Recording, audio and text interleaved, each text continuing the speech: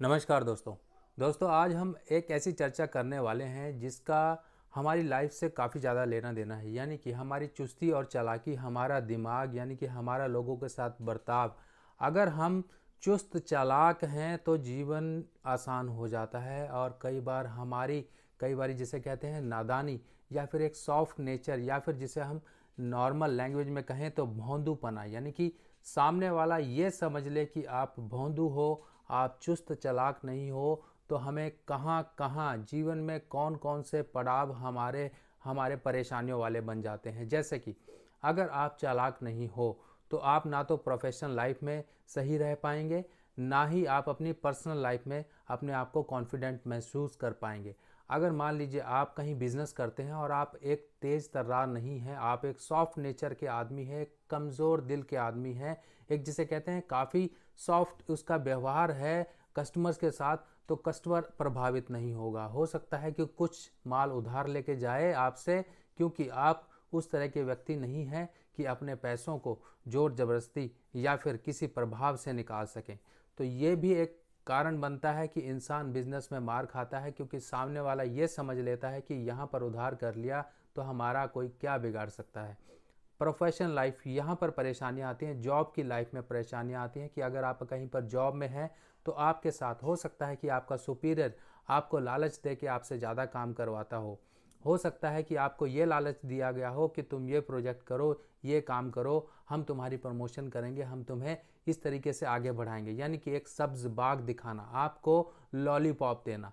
ये लॉलीपॉप आपको ये समझने पर, एक कहते हैं कि डिस्टिंग्विश करना किन्हीं चीज़ों को कि एक अच्छा क्या और बुरा क्या, हमारे लिए एक अच्छा क्या और बुरा क्या, इन चीज़ों को अलग अलग करके पहचानना, ये काबिलियत इंसान के अंदर नहीं होती है, जिस वजह से ऐसा इंसान पिसता रहता है। और प्रोफेशनल लाइफ हो चाहे पर्सनल लाइफ हो, इंसान हमेशा मार खाता है। कई बार आपने देखा होगा कि आपके यार दोस्त या फिर आपके जानने वाले या फिर आपके रिश्तेदार आपसे पैसा लेके जाते हैं, उस समय ऐसी कंडीशन क्रिएट करते हैं कि वो एक ऐसे नीडी पर्सन है, इतनी ज़रूरतमंद पर्सन है कि आपका मन पिघल जाता है और आप अपने घर में पड़ी हुई सेविंग्स या फिर उनके लिए मदद के लिए कहीं से भी पैसा अरेंज करके उनको उस समय तो ज़रूर दे देते हो, पर जब आपकी बारी आती है पैसा वापस लेने की, तो वही गाय बनकर आया इंसान जिसके उस समय सींग नहीं थे, बाद में वो गाय नहीं, वो शेर बन जाता है। यानी कि पैसे लेने के समय उस गाय के सींग भी निकल आते हैं, जो कि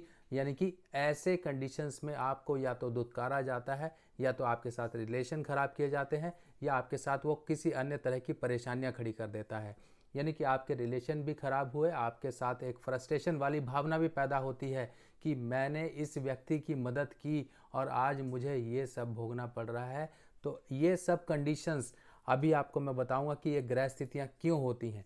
अब एक कंडीशन ऐसी होती है कि कई बार आपने देखा होगा कि कोई आदमी बहुत ही सॉफ्ट नेचर का होता है, इतना दयालु किस्म का होता है, पर उसकी बीवी बीवी इतनी तेज़ तर्रार होती है कि उस व्यक्ति की कमी जो है वो पूरी कर रही होती है। यानी कि उस घर को जो वो व्यक्ति नहीं संभाल पा रहा था, वो उसकी घरवाली संभाल रही होती है, उसका जीवन साथी संभाल रहा होता है। क्यों ऐसा होता है? क्योंकि उसे पता है कि इसमें मेरे पति में ये कमी है जिसको मैं दूर करूंगी। तो इसलिए कई बार आपने देखा होगा, ऐसा बहुत बार देखने को आता है कि या तो पति सॉफ्ट नेचर का होता है, बहुत दयालु किस्म का होता है, पत्नी बहुत तेज तर्रार होती है। और ऐसा बहुत ही कम देखने में आता है कि पत्नी यानी कि फीमेल वर्ग जो हैं वो तेज तर्रार ना हो, क्योंकि उनके ऊपर एक अलग तरह की जिम्मेवारियां होती हैं, उनको परिवार, घर, बाल बच्चे सब कुछ देखकर चलना होता है। पर पुरुष जो होते हैं, एक उनकी नज़रिया देखने का, दूसरों को नज़रिया एक अलग होता है। इसीलिए यहाँ पर घर की जिम्मेवारी, जिसे हम कहते हैं होम मिनिस्ट्री का जिम्मा, एक महिला को संभालना पड़ता है। कई बार ये भी प्रॉब्लम आती है कि घर के बच्चे, यानी कि उस व्यक्ति के बच्चे तक उस पुरुष के मजाक उड़ाते हैं, उसका मजाक उड़ाते हैं इस तरीके से कि पापा आप में तो अकल नहीं है, पापा आपको तो कुछ नहीं पता है, पापा आप तो भोंदू है।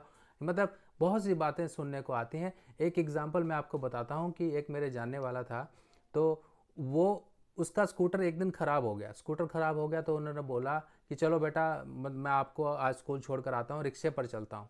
तो रिक्शे पर लेकर गया तो रास्ते में स्कूल आने से पहले ही बच्चों ने बोला कि पापा रिक्शा यहीं रुकवा दो, आप मुझे आगे मत लेकर जाओ, नहीं तो बच्चे मेरा मजाक उड़ाएंगे कि तुम पापा के साथ वो भी रिक्शे पर आए हो। तो यानी कि उसके पापा जो थे रिक्शे पर बच्चों को लेकर गए, पर उसके पापा का भी मजाक वहाँ पर बच्चे स्कूल में उड़ाते थे, क्योंकि वो जो उसका पिता था वो पिता इतना तेज सरदार नहीं था, उसका जो व्यवहार था वो ऐसा था कि लोग उसको भोंदू बोलते थे। तो बच्चे भी ऐसे जो है पिता का मजाक उड़ाते हैं, तो स्कूल में भी ऐसे बच्चों को काफ़ी चीज़ें फेस करनी पड़ती हैं।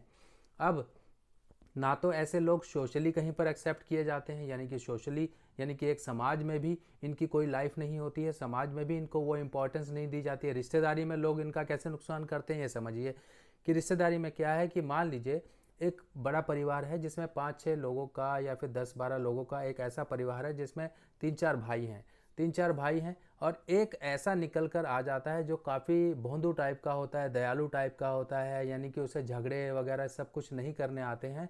तो क्या होता है, जब कोई संपत्ति का बंटवारा होता है या फिर कोई संपत्ति भाइयों में आपस में दी मिल जाती है, तब कुछ ऐसे भी भाई होते हैं जो अपने ऐसे भाई की जो कि भोंदू टाइप का है ऐसों की संपत्ति को दबा लेते हैं, यानी कि उन पर कब्जा कर लेते हैं। कब्जा करने के बहुत सारे तरीके हैं। हो सकता है ये भाई कहीं सिटी में रहता हो, वहाँ भाइयों के साथ ना रहता हो, तो गांव की ज़मीन जो पड़ी हुई है बस भाई इस्तेमाल कर रहे हैं, और ये भाई जिस दिन जाएगा तो बड़े भाई इसको लात मार के भगा देंगे कि भैया तुम शहर में ही रहो, हम तो तुम्हारी ज़मीन देख रहे हैं, इसका किराया इसका पैसा दो हमको, कि हमने तो तुम्हारी ज़मीन देखी नहीं तो कोई और ही हड़प जाता। यानी कि कुछ ना कुछ बातें बनाकर उस बेचारे भोंदू भाई को चलता बंद कर देते हैं। तो बहुत सारी चीज़ें हैं। अब यही तेज़ तर्रारी और चालाकी अगर इंसान में ना हो तो एक एग्जाम्पल और समझिए कि दो तरह के आदमी हैं। एक आदमी को एक नारियल दिया गया, दूसरे आदमी को एक और नारियल दिया गया और कहा कि तुम्हें ये नारियल पूरा ख़त्म करना है, यानी कि पूरा खाना है। तब दोनों को अलग अलग कमरों में बंद कर दिया गया। अब दोनों को अलग अलग कमरों में बंद कर दिया गया। तब एक आदमी तो फटाफट से 5 मिनट में ही बाहर आ गया, और दूसरा आदमी जो है अभी भी जैसे ही कमरा खोल कर देखा गया कि 1 घंटे बाद भी ये बाहर क्यों नहीं निकला, तो देखा तो वो आराम से जो है नारियल अपना खुरुच खुरुच के खा रहा है। अब उससे पूछा तो तुम ये कैसे कर रहे हो? कहता आपने तो कहा था ये पूरा नारियल खाना है, तो पहले मैंने आराम आराम से छिलका खाया, फिर बाद में नारियल का खोपरे का जो ऊपर का गिरी होती है वो खाई, फिर अब अंदर का ही खाने लगा हूँ, तब तक आपने कमरा खोल दिया। तो ये होती है एक सूझबूझ, यानी कि आपने किसी को बोला कि आपने ये करना है, इंसान सीधा तरीके से उस रास्ते पर लग गया, पर इंसान ने अपनी सूझबूझ नहीं लगाई, उसने ये समझा और ये समझ के अकॉर्डिंग ही अपने जैसे वो कर सकता था उस तरह से वो काम करने लगा। अब ये सब चीज़ें क्यों होती हैं? मान लीजिए अगर शुक्र की बात करें, शुक्र यानी कि होम मिनिस्ट्री की बात करें, आपके घर में या फिर आपने कहीं बहुत जगहों पर ऐसे देखा होगा कि जो घर का एक स्वामित्व होता है, एक जिसे कहते हैं होम मिनिस्टर, जो घर का काम काज सब कुछ संभाल रही है, खर्चे संभाल रही है, ऐसी महिलाएं कौन होती हैं? अगर किसी पुरुष की कुंडली में शुक्र खाना नंबर 10 का हो, शुक्र खाना नंबर 3 का हो, शुक्र खाना नंबर 11 का हो, तब इस केस में ऐसे व्यक्तियों की महिलाएं ही घर का काम संभालती हैं और घर की यहाँ तक कि अपने पति तक की जिम्मेवारियां तक वो संभाल लेती हैं। अगर मान लीजिए किसी की कुंडली में बृहस्पति खाना नंबर 3 का हो, खाना नंबर 6 का हो, 8 का हो या 11 का हो, तब इस केस में ऐसा व्यक्ति थोड़ा सा नरम दिल होता है। और चंद्रमा खाना नंबर 12 का भी अगर हो, तब ऐसे व्यक्ति को भी लोग ठग जाते हैं, लोग यानी कि बेवकूफ़ बना के अपना फ़ायदा करके चलते बनते हैं। अगर आपकी कुंडली में कहीं पर भी सूर्य राहु का एक योग बन रहा हो और खाना नंबर 7 में कहीं पर अगर राहु आ जाता है, तो ऐसे व्यक्ति को लोग ठगते हैं, यानी कि यार दोस्त जो हैं ऐसे व्यक्ति को नोच नोच के खाते हैं, उसका पैसा लेते हैं। मंगल की खराबी, सूर्य की खराबी और चंद्र की खराबी, ऐसी खराबियां हमेशा पारिवारिक कलेश और ज़मीन जायदाद के झगड़े करवाती हैं, और ऐसे व्यक्ति हमेशा परिवार से जो ज़मीनी जो उनको हक मिलना चाहिए उसको उससे बेदखल कर दिया जाता है, यानी कि उनकी जो ज़मीनें होती हैं परिवार का कोई ना कोई ऐसा व्यक्ति दबाए बैठा होता है। अब हमें ये सब कंडीशंस समझ ली कि ये सब परेशानियां होती हैं। अब उपाय क्या होते हैं? देखिए उपाय के लिए देखिए सीधा सा हिसाब है कि शेर को बकरी नहीं बनाया जा सकता, पर इतना ज़रूर है कि हम उस बकरी को ट्रेनिंग दे के शेर जैसी कुछ ना कुछ उसके अंदर आदतें डाल सकते हैं। तो इंसान जिस तासीर से पैदा हुआ है, जिस मेंटालिटी से पैदा हुआ है, उसकी मेंटालिटी बदली नहीं जा सकती, पर उसको अकल ज़रूर दी जा सकती है, क्योंकि वो इंसान है। हम इंसान हैं, हमें अकल दी जा सकती है, हम समझ सकते हैं, हम सीख सकते हैं। जानवर वो चीज़ें नहीं सीख सकता, ना ही वो कर सकता है। इसीलिए इंसान और जानवर का फ़र्क बताया गया है। इंसान और जानवर में इतने फ़र्क होते हैं। तो हम इंसान हैं, हम अगर काबिलियत अपनी जो है एक मेंटालिटी को चेंज करें, अपने जीवन में बदलाव लेकर आएँ और अपने ग्रहों को भी थोड़ा सा अलाइनमेंट करते जाएं, तो जीवन में बहुत सारी चीज़ें सही हो जाती हैं। हम अगर ये सोच के बैठ जाएं कि ऊपर वाले ने जैसा जन्म दिया है हम इसी जन्म के साथ जिएंगे, हम क्या बदलाव करेंगे, तो ऐसा इंसान सचमुच में ही बेवकूफ़ ही कहलाएगा। क्योंकि तुम्हें इंसान का जन्म दिया गया, तुम्हें बदलाव करने के लिए जन्म दिया गया है, तुम्हें अपने जीवन में चेंजेस लाने के लिए जन्म दिया गया है। तुम्हें एक कच्ची मिट्टी की तरह ऊपर वाले ने भेजा है। बाकी की जो शेप देनी है, बाकी की जो आकृति बनानी है, तुम्हें अपनी मेहनत से अपने जीवन को आकृति देनी है।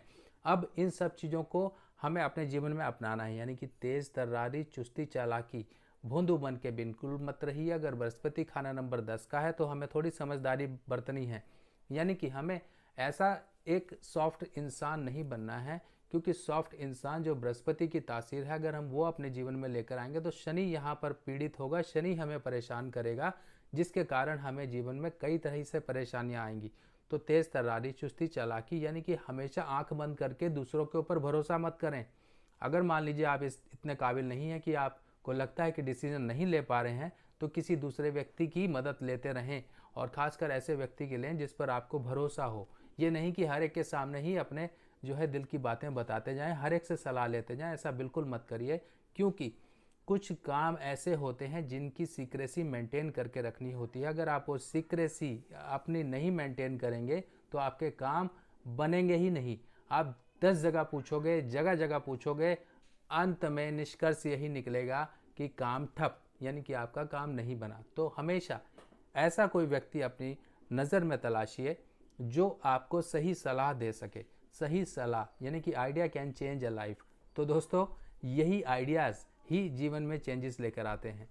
आप अपने चेंजेस अपने जीवन में कैसे लाएंगे, ये आपके हाथ में है।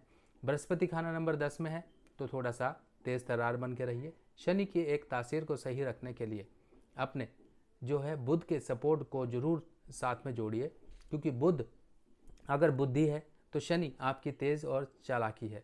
अपनी छोटी उंगली में आप स्टील का छल्ला जरूर पहन के रखिए, और ये 2 छल्लों का उपाय होता है। एक छल्ला आप जल प्रवाह करेंगे, अगर जल प्रवाह की फैसिलिटी नहीं है तो आप ये छल्ला आप मंदिर के दान पात्र में डालकर आइए, और उसके बाद ही दूसरा छल्ला अपनी छोटी उंगली में पहनिए। ये स्टेनलेस स्टील यानी कि जो शनि की एक सपोर्ट देगा।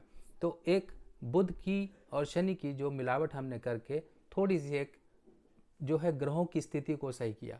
इसके साथ साथ अगर आपकी कुंडली में सूर्य खराब है तो बंदर को गुड़ चना दीजिए। अगर बंदर नहीं है आपके यहाँ तो मिट्टी के स्टैचू या फिर पीतल के बने हुए स्टैचू बंदर के अपने घर में आप पूर्व दिशा की ओर देखते हुए स्थापित करिए। और अगर कहीं से भी सूर्य और राहु का प्रभाव बन रहा है तो ऐसे केस में आपको सूर्य देव को आपको अर्घ जरूर देना है। और अर्घ देने का सिंपल प्रोसेस ये है कि जो आप तांबे के लोटे में जल लेंगे उसके अंदर मीठा जरूर डालिए। मीठा डालने से और सूर्य को जब आप अर्घ देंगे तो ये पूर्ण एक उपाय माना जाएगा, और रोज़ आप ये करना शुरू करें। आप मूर्तियाँ वगैरह घर में स्थापित ना करें, हो सके तो फ़ोटो से पूजा करें, क्योंकि जितनी ज़्यादा मूर्तियाँ और जितनी ज़्यादा फ़ोटो हम ये रखते जाएंगे, यानी कि पूजा घर को जितना ही हम बढ़ाते जाएंगे उतना ही ज़्यादा उनकी केयर करना मुश्किल हो जाता है। और जितनी केयर हम नहीं कर पाएंगे तो इसी बात का दोष हमारे ऊपर लगता है कि हमने अपने घर में लाके मेहमान तो बिठा लिए, उनकी सेवा नहीं कर पाए। तो ये सब चीज़ें मत करिए। और जितना हो सके, यानी कि अगर आपसे एक ही देवी देवता पूजे जा सकते हैं तो उन्हीं को ही स्मरण करिए, उन्हीं की ही फ़ोटो रखिए, उन्हीं का ही जितना आप कर सकते हैं उतना करिए, ताकि आप डिसरिगार्ड से बच जाएं, जो कि एक अनादर होता है। किसी भी देवी देवता को आपने घर में स्थान दिया और उनको ढंग से पूज ना पाए। तो दोस्तों, उपाय से ज़्यादा यहाँ पर प्रेफरेंस मैं दे रहा हूँ अपने जीवन शैली को सुधारने की। अपने जीवन शैली में आपको कुछ प्रैक्टिकल, जिसे हम कहते हैं कुछ आचरण को हमें बदलने की, यानी कि कुछ चीज़ें हमें अपने जीवन में अपनी लाइफ में डेवलप करनी पड़ेंगी, जिससे हम इस जो जीवन यानी कि संसार में हम अपने आप को सरवाइव कर पाएँ। अगर हम सरवाइव नहीं कर सकते हैं तो कहावत यही हो जाती है कि fittest will be the survivor. अगर हम इस ब्रह्मांड में अपने आप को नहीं अडेप्ट कर पाएंगे तो हमारे जीवन मुश्किल में भरा रहेगा। हम अपने आप को कहीं पर भी एक जगह पर स्टेबल नहीं कर पाएंगे। तो यही एक कारण होता है परेशानियों का। तो दोस्तों, आई होप आपको ये सब चीज़ों से काफ़ी इन्फॉर्मेशन मिली होगी, क्योंकि हम उपायों की तरफ बाद में ध्यान दें, सबसे पहले हम ये चीज़ों पर ध्यान दें कि हम सबसे पहले अपने जीवन में क्या सुधार कर सकते हैं, जिनके ज़रिए हम अपने जीवन को थोड़ा सा आसान बना लें। तो दोस्तों, मिलते हैं नई वीडियो में, तब तक के लिए आज्ञा दीजिए। नमस्कार।